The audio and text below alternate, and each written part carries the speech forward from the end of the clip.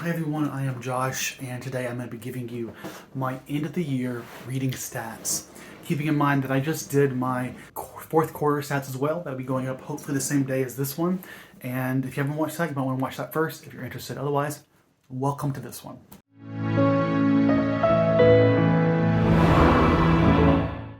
If you're new to my channel, I love doing stats at the end of every quarter as much as I can, but it takes time and I don't always have the free time to do that. But now that I'm here, I finally got my stats ready for you. I love thinking about what I read, why I read it, where I got it from, and things like that, because it's fun just to think about it, see it visually, but also I think it's very important to be aware of one's reading habits so that one can be, so that I can then ask if I'm satisfied with how I make my choices. To quote Carl Sagan, if I were to read a book a week for my entire adult lifetime, and I lived an ordinary lifetime, when I was all done, I would have read maybe a few thousand books, no more. In this library, that's from about here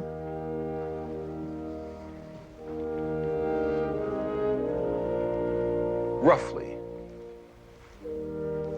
to about here.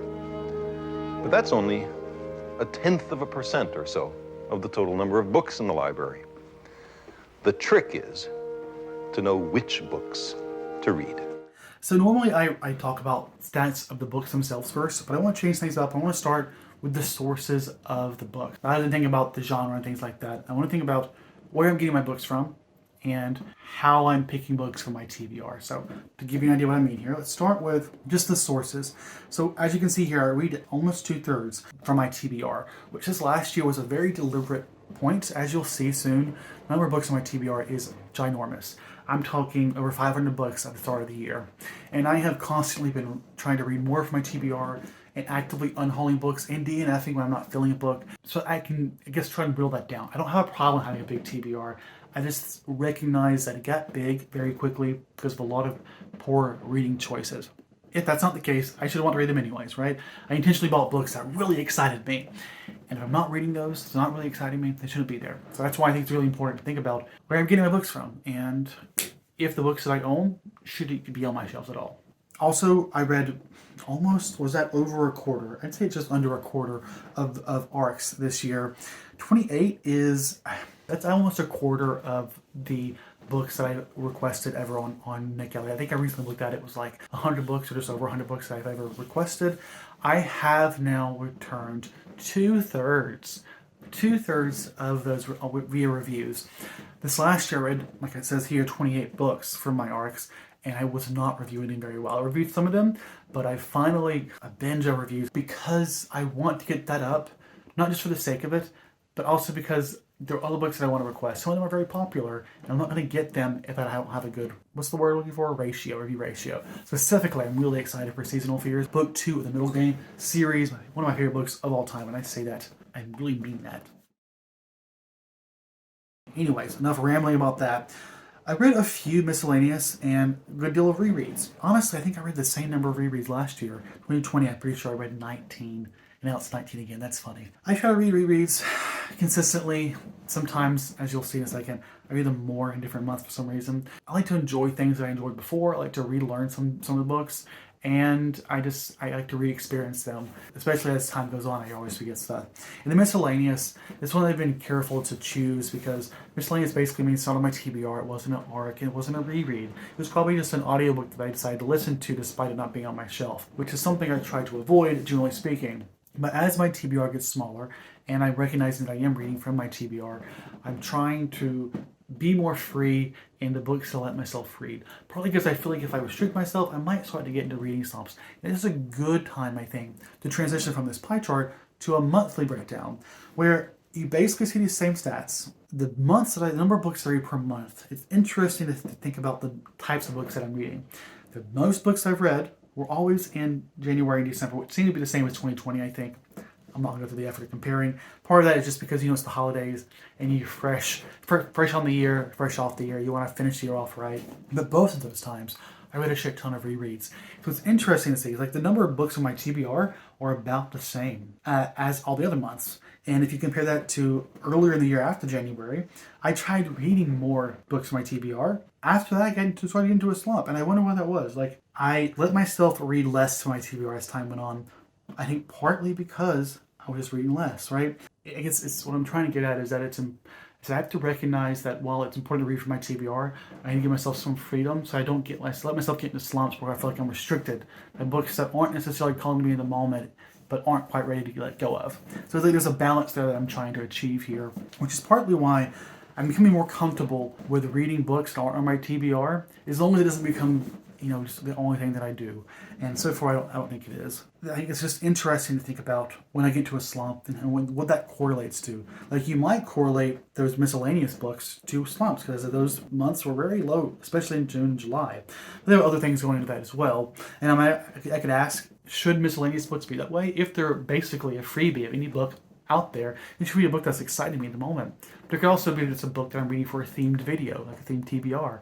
In which case, it might not be the case. It could give me a slump because I'm only reading it because of the theme. But that's a bigger conversation to have, I guess. But I think that's a good summary of what I'm thinking here. Let's dig a bit deeper now, because we have these books that I read, about 2/3 from my TBR. How am I selecting them? Like, what books am I selecting based off the books that are available? And I'm thinking specifically how long I've owned books, and I like to compare this to how long I own a book and how many books are on the TBR for that long. So let's just look at the graph. So if you saw my fourth quarter video before this, then you'll know what I'm about to talk about. But first, you're looking at here the number of books that I read, which are shown sort of along the y-axis, that vertical axis. On the x-axis, you have the years that I owned those books.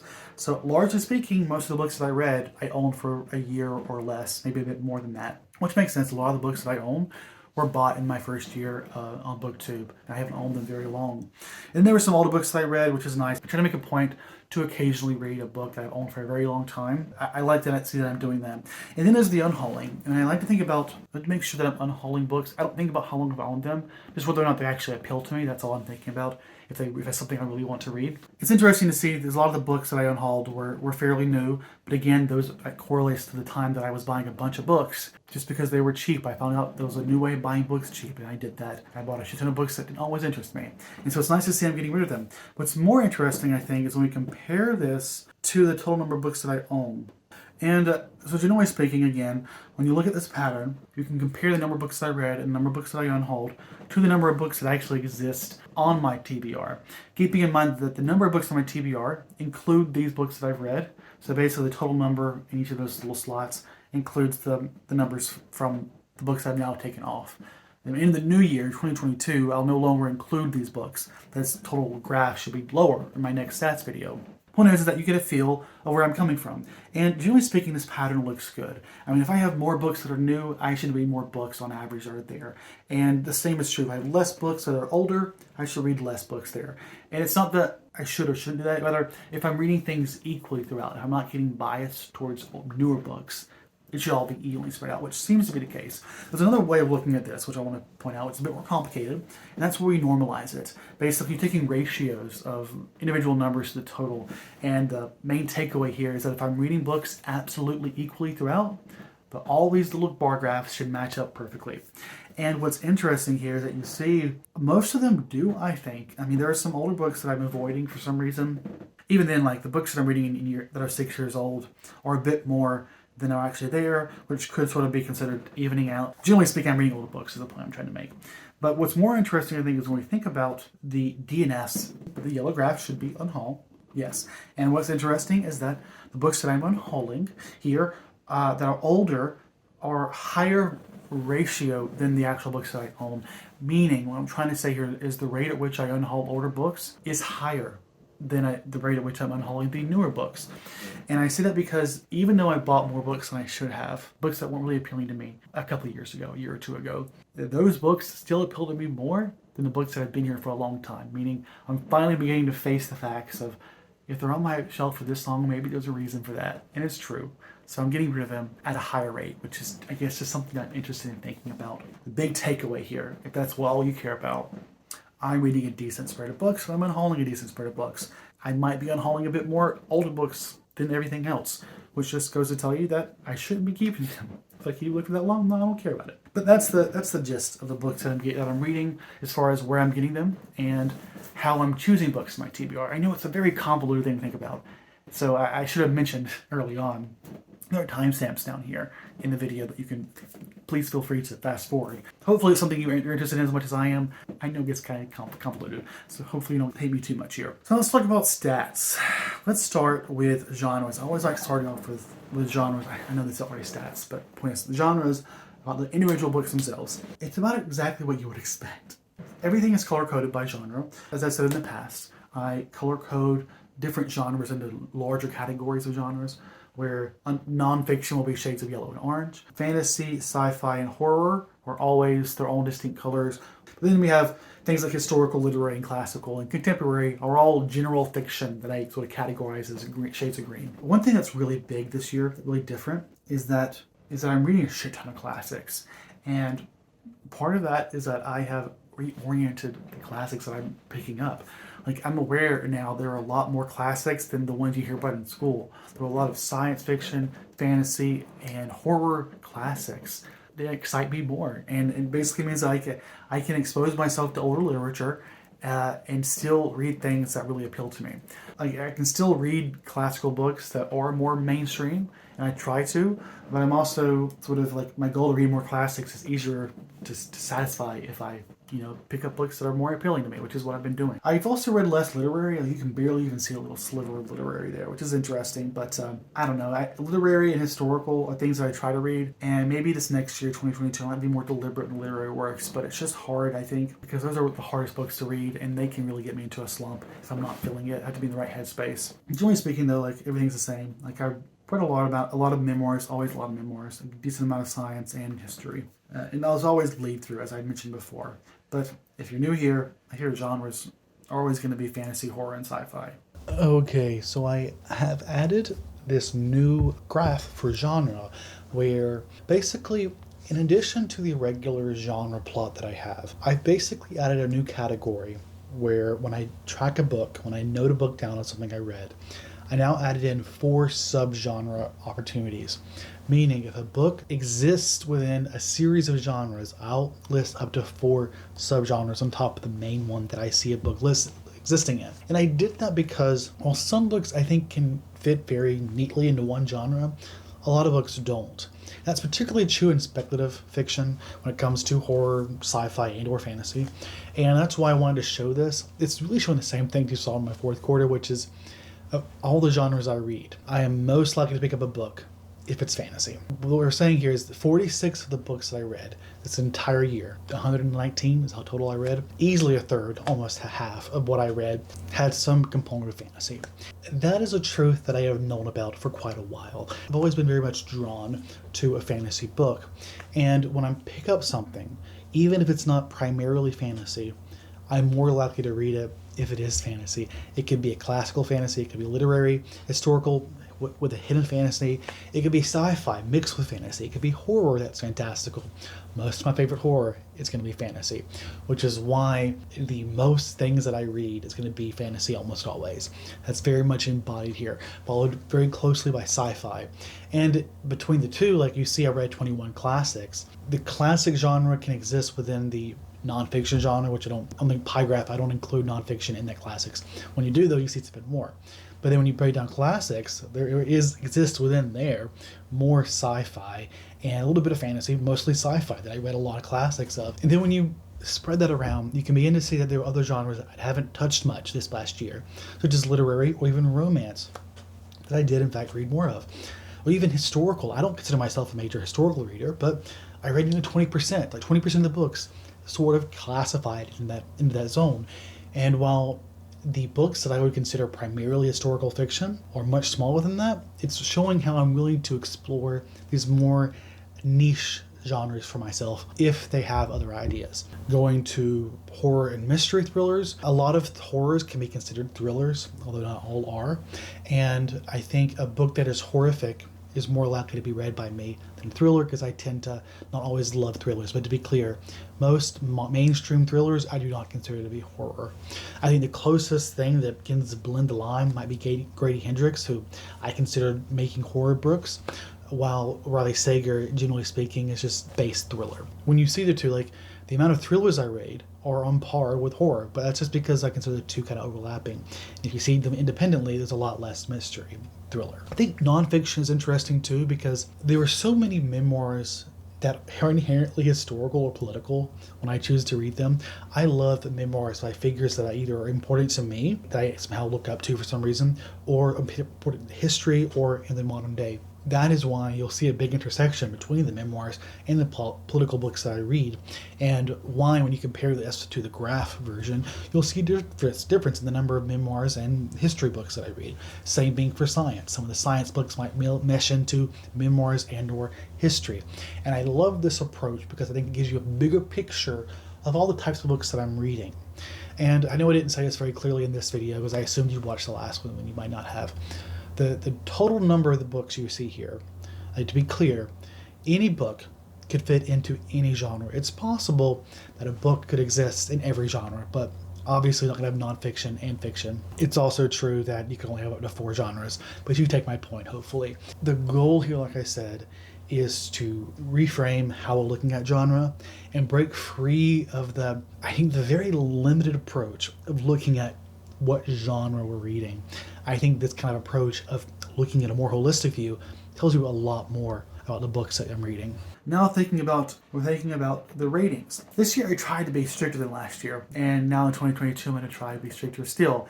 I think people say rate what you want to rate, but I think part of the problem I have is overinflating certain books, and I think it devalues books that I really, really love. So I just have to be willing to, I guess, give a better spread. Like, not yet, what you see here is a shit ton of 4s. I am sure I could rank those 4s, and there would be a ranking of some that are better than others. And I just think it's like when a teacher wants to have a nice spread in grades, so there might be some curves. I just think it says more about the individual books if I can be more varied in my reviews instead of so many 4s. And those are good, but I feel like I'm giving too many okay books 4s when 4s should be things that I really like, which is something I'm trying to focus on this year. If I don't really like a book, it's not bad to give it a 3. So that's what I'm thinking about. Then there are pages read, which, is this accurate? I'm going to make sure that it is before I put it in. But as it stands, this is what it is. And I'm seeing is a lot of short books. Is that true? Like, I read several long books, but mostly short books. Let's see the averages here. Average page length, 342. Median page length, 324. Standard deviation, 159. And my maximum is 80 and 1360. This all seems accurate. Wow, I read a lot more short books this year, which makes sense. I think I ended up reading less than this year in general, so I probably gravitated towards shorter books. They were more comforting. It was easier to feel like I wasn't getting slumped down. The long books I love reading. I love the accomplishment, but it's just so easy to feel like I'm not reading when I am. It's so easy to feel like I'm not making progress when I am, and part of that is this fixation on numbers, which really isn't important. The total page numbers that I read this year, my total number of pages read this year were just over 40,000. I think last year was like 70,000, which sort of checks out. My average was about 3,300 a month, which is, I think, about what I was expecting. I had some slumps there, but I realized that my average is about 2,500 to 3,500, which is important to make my TBR. The book pages per month pretty much correlate to the books per month pretty strongly, even though I read a lot of short books. One thing I would say is that the number of book pages that I read in June and July are about the same. The number in June include a book that I read through most of May, meaning my June category should be more mixed with May. I had a slump there. Part of it was me trying to read Telugu Genji and not wanting to give up on it. But I think things started to pick back up. As you can see, by September, I was about back up to where I had been before my May slump. And part of that too was I was out of town during those months. That's just how it goes. I've learned to accept that there's variance in when I read. Some months I read more, some months I won't. I think I'm pretty sure I'll read more in February than I did in January. But anyways, let's focus. I also have a new way of showing the books that when they were published. It's not always the most intuitive, but what I've shown here is basically a cumulative plot with the number of books being logarithmic so it's easy to visualize. The idea here is we start with some year, way back in the day. The oldest book actually was like year 1000 or maybe 1001. It was a Tale of Genji. And then once I reach a year, I read a book, the plot will go up by one, and it'll stay that way till each another year. I read more, it goes up by that amount. And when you get to years that I'm reading a lot of books, you should see bigger jumps and larger like tilts, which is why it seems more fluid, more smooth as we get to year 1925 onward. And particularly when we get to past 2000, it's a huge jump. Just because I'm reading more books across those years, so you see bigger jumps. What I love about this is that it gives you the page numbers, but it also it shows you how many books I'm reading in that period. Like here, there's a really big jump between the year, was it like 1830s to the 1850s? Like, wow, I didn't realize I was reading, I mean, it's only 5 books, I guess. Actually, yes, keep in mind that these jumps are logarithmic. I make it logarithmic because it means that the smaller numbers in the earlier years are easier to visualize, while if I had it just a regular plot, you would see very tiny slant and a huge jump. This way, the jumps are smaller. Obviously, the takeaway here is that most of the books I read are past 1930s or so, but I am reading a decent amount before then. Now let's get on to representation. And I want to have a conversation on some of these that I touch on in my end of quarter discussion, but like I said before, I think representation is important when it comes to different perspectives. I think it's important to think about representation because the way in which we choose a book, the selection process, is always going to be influenced by our internal bias. And I learned that a long time ago. It's a matter of recognizing that and deciding what the right steps are to get around that bias. And the way to get around it, I don't have the right answer. I have the way in which I try to do that, which is to quantify the different representation. There's also, I think, something to be said about whether or not it's right, I guess, to lump someone in to any particular representation as if that's all they are, which of course they're not. Authors are much more than the identities that they happen to represent, but also it's still a fundamental part of who they are, which is why it's something I want to be aware of, whether or not I'm actually getting a variety of different experiences. So with that in mind, let's move forward. First with gender, I think that's always a common one to be explored. I read about 8% or 9 books of non-binary trans authors. I lump that group together, because it's still woefully underrepresented in what I read, and until I start reading more, I'm going to continue categorizing as a third non-cis category. Other than that, I read mostly cis women compared to a little bit less cis men. Then moving on to queer rep, I guess I should say I'm not satisfied with my non-binary trans numbers here. I don't have a goal in mind. I just know I would like to try and focus more on that. How I do that is something I still haven't decided on. This kind of thing where it's one thing to be aware of it, at least something I'm thinking about it, but then is it enough and is it appropriate to deliberately pick up a book because of the representation? I don't think it's a clear-cut answer. I don't think picking up a book because they happen to be a certain identity is inherently wrong, because it's not as if I would just pick up a book because of that identity. There are a myriad of reasons I want to read a book. And ultimately the reason I choose something will be influenced by a number of things, bias included. It's like, I might vote for Hillary Clinton and love the fact that she's a woman, but no way in hell I would vote for Sarah Palin. I can respect and appreciate her identity and the new perspective it provides, while still recognizing that me voting for her was for a myriad of other reasons as well. It's the same thing here. It's impossible to escape all the reasons in which we pick a book or select anyone for anything or anyone for any type of process in general, whether it be hiring or go to school. I mean, it's kind of like affirmative action, right? There's a reason that's in place. I want to say again, I don't have the right answer here. I don't know if I should be specifically thinking about it, or at least just be measuring it, being aware of it, and letting that then sort of influence it. Because I think it's easier to avoid bias and at least think about it, if not directly, indirectly, which is something I don't have an answer here. I just think if I'm talking about my stats, it's important to be open about what I'm thinking and the ways in which I try to approach this problem. And again, I'm just presenting a white man who is queer, and obviously I don't have all the answers, far from that. I just know I have to think about it and talk about it, and that's what I'm trying to do. So yeah, queer rep, almost a third, not quite there. I think that's more than last year. I'm not sure. I think last year I had like a quarter. So it's a decent amount. What I don't love is I don't always read queer representation throughout the year. Like in my fourth quarter, I don't think I read that much. And I would like to try to be more consistent. If I have a more consistent variety of queer representation throughout the year, I think it's more likely that I'll read more in general, because there are some months like June where I'll read a lot of queer rep. And then I end up having even more than I was normally aiming for. And I guess that's and just one way of approaching it. I like to also break down at the end of the year my queer rep even further, because again, people have a myriad of identities, and it's easy to think that you are getting an identity and really you're not considering it at large. It's like feminism, right? And how feminism ignored black women for so long. And that's why I like to think about queer representation, and the split between white queer individuals and people of color.